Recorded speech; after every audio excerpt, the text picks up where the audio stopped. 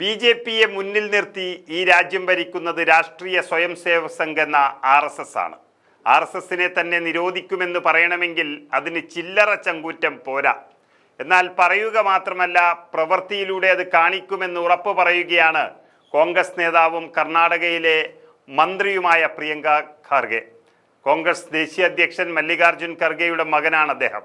ഭൂരിപക്ഷത്തിൻ്റെ vote ബാങ്കിൽ കണ്ണുവച്ച് CPM അടക്കമുള്ള സംഘടനകൾ RSSനോട് മൃദു സമീപനം പുലർത്തുമ്പോഴാണ് RSSനെ തന്നെ നിരോധിക്കുമെന്ന് പറഞ്ഞ് പ്രിയങ്ക ഖാർഗെ പരസ്യമായി വെല്ലുവിളി നടത്തിയിരിക്കുന്നത്.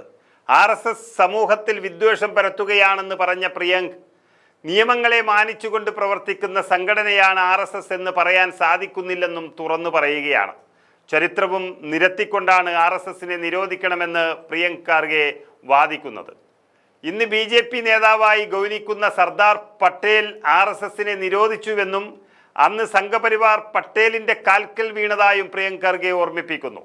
പിന്നീട് രാജ്യത്തെ നിയമമനുസരിച്ച് പ്രവർത്തിക്കാമെന്ന് ഉറപ്പ് നൽകിയതോടെയാണ് നിരോധനം നീക്കിയത് തന്നെ. അതിനുശേഷം മുൻ പ്രധാനമന്ത്രി ഇന്ദിരാഗാന്ധിയും RSSനെ നിരോധിച്ചു. അപ്പോഴും മാപ്പ് പറഞ്ഞുകൊണ്ടാണ് RSS ഈ രാജ്യത്ത് പ്രവർത്തിക്കാൻ അനുമതി നേടിയെടുത്തത്. അവരുടെ 250 കോടി രൂപയുടെ ഫണ്ടിൻ്റെ സ്രോതസ് എന്താണ് എന്നത് അടക്കമുള്ള കാര്യങ്ങൾ അന്വേഷിക്കണമെന്നും പ്രിയങ്ക ഖാർഗെ ആവശ്യപ്പെടുന്നുണ്ട്. RSS നിരോധനം നടപ്പിലാക്കണമെങ്കിൽ അതിനാവശ്യമായ നിയമമുണ്ടാക്കുക എന്നതാണ് പ്രാഥമിക നടപടി. പക്ഷേ തനിക്ക് ഭരണഘടനയ്ക്ക് അപ്പുറത്തൊന്നും ചെയ്യാൻ കഴിയില്ലെന്നും പ്രിയങ്ക ഖാർഗെ പറയുന്നുണ്ട്. നേരത്തെ RSS ഇന്ത്യൻ സ്വാതന്ത്ര്യത്തിന് വേണ്ടി നടന്ന ഉപ്പ് സത്യാഗ്രഹത്തിലോ ക്വിറ്റ് ഇന്ത്യ പ്രസ്ഥാനത്തിലോ മറ്റേതെങ്കിലും ജനകീയ മുന്നേറ്റങ്ങളിൽ ഒന്നിലോ ഇടപെട്ട സംഘടനയല്ല എന്നാണ് പ്രിയങ്ക ഖാർഗെ പറഞ്ഞത്. സ്വാതന്ത്ര്യലബ്ധിയുടെ തലേന്ന് ത്രിവർണ പതാകയെ RSS എതിർത്തിരുന്നു. മഹാത്മാഗാന്ധിയുടെ കൊലപാതകത്തിന് പിന്നാലെ മധുരപലഹാരം വിതരണം ചെയ്തവരാണവർ.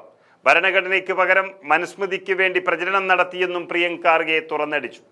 RSS ഇപ്പോഴും ഭരണഘടനയെയും ത്രിവർണ പതാകയെയും എതിർക്കുന്നത് തുടർന്നുകൊണ്ടേയിരിക്കുന്നു. BJP അവരുടെ കളിപ്പാവ മാത്രമാണെന്നുമൊക്കെ പ്രിയങ്ക ഖാർഗെ ചൂണ്ടിക്കാട്ടുന്നു. ഖാർഗെയുടെ ആവശ്യം കേൾക്കുമ്പോൾ മൂക്കത്ത് വിരൽ വയ്ക്കുന്നവർ ഒരു വസ്തുത തിരിച്ചറിയേണ്ടതുണ്ട്. ഒരു സാംസ്കാരിക സംഘടനയാണെന്ന് അവകാശപ്പെടുന്ന RSSന് ഇന്ത്യയിൽ 3 തവണ വിലക്കേർപ്പെടുത്തിയിട്ടുണ്ട്. 1948-ഉം 75-ലും 92 വർഷങ്ങളിലായിരുന്നു ഇത്. 48-ൽ മഹാത്മാഗാന്ധി വധിക്കപ്പെട്ടതിന് പിന്നാലെയായിരുന്നു ആദ്യത്തെ നിരോധനം. സർദാർ വല്ലഭായ് പട്ടേലിൻ്റെ നേതൃത്വത്തിലുള്ള കേന്ദ്ര ആഭ്യന്തര മന്ത്രാലയം പുറപ്പെടുവിച്ച ഒരു സർക്കാർ അറിയിപ്പിലാണ് അന്ന് സംഘടനയെ നിരോധിച്ചത്. പിന്നീട് അടിയന്തരാവസ്ഥ കാലത്തായിരുന്നു RSSനുള്ള അടുത്ത നിരോധനം വന്നത്. അതിനുശേഷം ബാബറി മസ്ജിദ് തകർക്കപ്പെട്ട് 92-ലായിരുന്നു മൂന്നാമതായി കേന്ദ്രം RSSനെ നിരോധിച്ചത്. പ്രധാനമന്ത്രി PV നരസിംഹറാവുവും ആഭ്യന്തരമന്ത്രി ശങ്കർ റാവു, ബൽവന്ത് റാവു ചവാനും ചേർന്നാണ് വിലക്കേർപ്പെടുത്തിയത്. കോൺഗ്രസ് ഇനി കേന്ദ്രത്തിൽ അധികാരം പിടിക്കുന്ന നിമിഷം RSSനെ നിരോധിക്കാൻ മടിക്കില്ല എന്ന സന്ദേശം ഇതാദ്യമായിട്ടല്ല നൽകുന്നത്. കഴിഞ്ഞ 10 വർഷമായി കോൺഗ്രസ് ചൂണ്ടിക്കാട്ടുന്ന ആവശ്യം വീണ്ടും പ്രിയങ്ക ഖാർഗെ ആവർത്തിച്ചു എന്ന് മാത്രം. റഷ്യ യുക്രൈൻ യുദ്ധം ആരംഭിച്ച 3 വർഷം കഴിഞ്ഞിട്ടും യുദ്ധം അവസാനിപ്പിക്കാനുള്ള നടപടികൾ അവർ ഒരു വിട്ടുവീഴ്ചയ്ക്കും തയ്യാറല്ല എന്നാണ് പറയുന്നത്. യുക്രൈൻ ഭരണാധികാരി വ്ളാഡിമിർ സെലൻസ്കി വ്യക്തമാക്കുന്നതും അതുതന്നെയാണ്.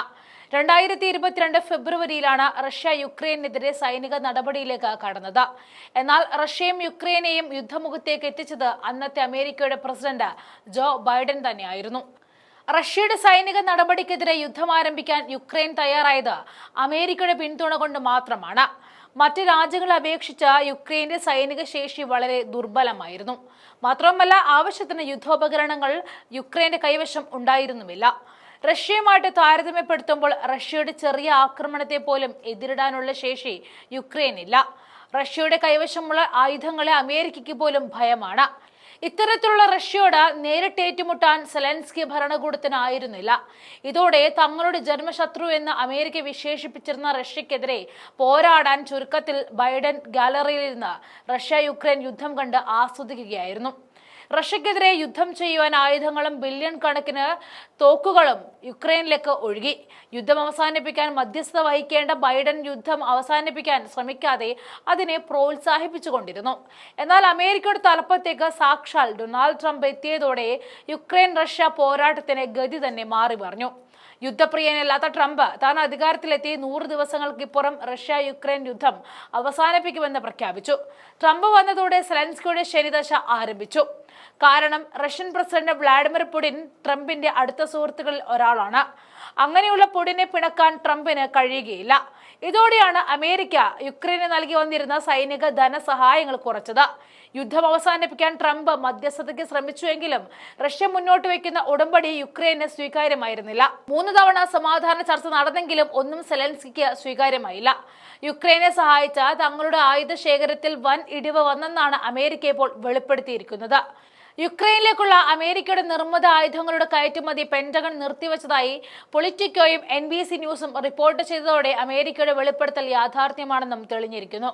യുദ്ധോപകരണങ്ങൾ തീർന്നു പോകുന്നതിന്റെ തോത് സംബന്ധിച്ച ആശങ്കകൾ വർദ്ധിക്കുന്ന സാഹചര്യത്തിലാണ് അമേരിക്ക ഈ തീരുമാനം എടുത്തത് എന്നാണ് വിവരം.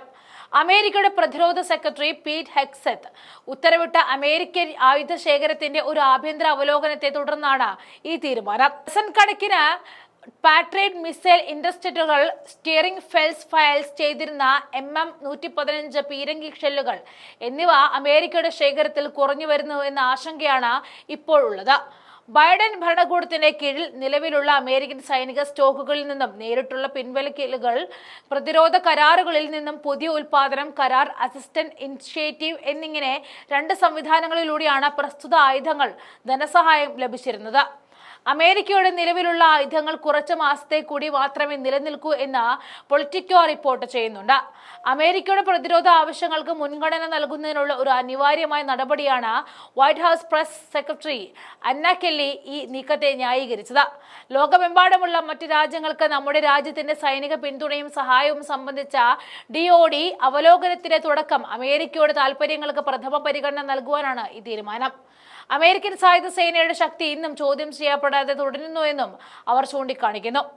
അമേരിക്കൻ കോൺഗ്രസിനെ അറിയിക്കാതെ യുക്രൈന് ശേഷിക്കുന്ന സഹായം മരവിപ്പിക്കാനോ മന്ദഗതിയിലാക്കുവാനുള്ള പെന്റഗണിന്റെ തീരുമാനം നിയമപരമായ ആശങ്കകൾ ഉയർത്തിയേക്കാം എന്ന് പൊളിറ്റിക്കോ ചൂണ്ടിക്കാണിക്കുന്നുണ്ട്. നിലമ്പൂർ തിരഞ്ഞെടുപ്പ് കഴിഞ്ഞ ദിവസങ്ങളായിട്ടും തിരഞ്ഞെടുപ്പ് സംബന്ധിച്ച ചർച്ചകൾക്ക് വിരാമമില്ല. ഷൗക്കത്തിന്റെ സത്യപ്രതിജ്ഞയ്ക്ക് ശേഷവും വലിയ ട്വിസ്റ്റുകളാണ് നിലമ്പൂർ ഉപതെരഞ്ഞെടുപ്പിനെ സംബന്ധിച്ച് നടക്കുന്നത്. നിലമ്പൂരിലെയും വയനാട്ടിലെയും വിജയം കോൺഗ്രസിന്റേതല്ല, ജമാഅത്തെ ഇസ്ലാമിയുടേതാണെന്ന് കോൺഗ്രസിന്റെ റിമോട്ട് കൺട്രോൾ ജമാഅത്തെ ഇസ്ലാമിയുടെ കയ്യിലാണെന്നും രാജീവ് ചന്ദ്രശേഖർ നേരത്തെ വിമർശിച്ചിരുന്നു. ഇപ്പോഴിതാ അതിന് മറുപടിയുമായി എത്തുകയാണ് VD സതീശൻ. BJP നിലമ്പൂരിൽ അവർക്ക് കിട്ടിയ വോട്ട് പരിശോധിക്കണം. BJP ദുർബല സ്ഥാനാർത്ഥിയെ നിർത്തിയത് CPIM-നെ സഹായിക്കാനാണെന്നും VD സതീശൻ പറഞ്ഞു. രാജീവ് ചന്ദ്രശേഖർ കോൺഗ്രസിന്റെ മതേതരത്വം പഠിപ്പിക്കാൻ വരേണ്ട, ഏത് പാർട്ടിയാണ് അദ്ദേഹമെന്ന് ഓർക്കണം. ഭരണഘടനയിൽ നിന്നും മതേതരത്വവും സോഷ്യലിസവും മാറ്റണമെന്ന് ആവശ്യപ്പെട്ടവരാണ് BJP-കാരെന്നും VD സതീശൻ കുറ്റപ്പെടുത്തി. കൂടാതെ തിരുവനന്തപുരം മെഡിക്കൽ കോളേജ് വിഷയത്തിലും VD സതീശൻ പ്രതികരിച്ചു. ഡോക്ടർ ഹാരിസ് ചെർക്കൽ ഇടത് സഹയാത്രികനാണ്. ഇടതുപക്ഷ സഹയാത്രികർക്ക് പോലും തുറന്നു പറയേണ്ടി വരുന്നു ആരോഗ്യ കേരളം വെന്റിലേറ്ററിലാണെന്ന്. MV ഗോവിന്ദിന്റെയും മുഖ്യമന്ത്രിയുടെയും പ്രതികരണത്തിന് ഭീഷണി സ്വരമുണ്ട്. എല്ലാവരും സംസാരിക്കുന്ന പരസ്പര വിരുദ്ധമായിട്ടാണ്. ഡോക്ടർ സത്യമാണ് തുറന്നു പറഞ്ഞതെന്നും വ്യക്തമാണ്. എല്ലാ മെഡിക്കൽ കോളേജിലെയും അവസ്ഥ ഇതിനേക്കാൾ ദയനീയമാണ്. ഇനി ആരും തുറന്നു പറയാതിരിക്കാൻ ഭയപ്പെടരുത് എന്നും സതീശൻ വിമർശിച്ചു. കോൺഗ്രസിന്റെ ഖദർ തർക്കത്തിലും അജയ് തറയിലിനും VD സതീശൻ മറുപടി നൽകി. സ്വാതന്ത്ര്യ സമരമൊന്നും അല്ലല്ലോ നടക്കുന്നത്, ഏത് വസ്ത്രം വേണമെങ്കിലും ആർക്കും ഇടാമെന്നും അതിന് ഒരു നിയന്ത്രണമില്ല എന്നും സതീശൻ പറഞ്ഞു. സതീശന്റെ വീഡിയോ കൂടി കാണാം. കോൺഗ്രസ് മതേതരത്വം പറയുകയും ജമാഅത്തെ ഇസ്ലാമിയുമായി കൂട്ടുകൂടുകയുമാണ്. വയനാട്ടിലെയും നിലമ്പൂരിലെയും വിജയം കോൺഗ്രസിന്റേതല്ല, ജമാഅത്തെ ഇസ്ലാമിയുടേതെന്നാണ് BJP-യുടെ ആരോപണം. ഇതൊക്കെ നമ്മൾ നേരത്തെ മറുപടി പറഞ്ഞ കാര്യങ്ങളാണ്. വീണ്ടും വിഷയാക്കി കൊണ്ടുവരണ്ട. BJP അവിടെ കിട്ടിയ വോട്ടൊന്ന് പരിശോധിച്ചാൽ മതി. BJP CPM-ഉമായിട്ട് ധാരണ ഉണ്ടാക്കി കോൺഗ്രസിന്റെ വോട്ട് UDF-ന്റെ വോട്ട് പിടിക്കാൻ പറ്റിയ ഒരു കാൻഡിഡേറ്റ് നിർത്തുകയും LDF-ന് വോട്ട് കൊടുക്കാൻ പറ്റിയ ഒരു കാൻഡിഡേറ്റ് നിർത്തുകയും ചെയ്തു. അവിടെ LDF-നെ സഹായിക്കാൻ വേണ്ടി, CPM-നെ സഹായിക്കാൻ വേണ്ടി എടുത്ത കാര്യമാണ്. രാജീവ് ചന്ദ്രശേഖർ കോൺഗ്രസിനെ മതേതരത്വം പഠിപ്പിക്കാൻ വരണ്ട. മനസ്സിലായി? അത് ഏത് പാർട്ടിയിലാണ് നിൽക്കുന്നതെന്ന് ആലോചിച്ചാൽ മതി. മതേതരത്വം സോഷ്യലിസം എന്നുള്ള വാക്ക് ഭരണഘടനയിൽ നിന്ന് എടുത്തു കളയണം, ആമുഖത്തിൽ നിന്ന് എടുത്തു കളയണം എന്ന് പറയുന്ന RSSന്റെ പിന്തുണയോടുകൂടി പ്രവർത്തിക്കുന്ന ആള് ഞങ്ങളെ മതേതരത്വം പഠിപ്പിക്കാൻ വരണം.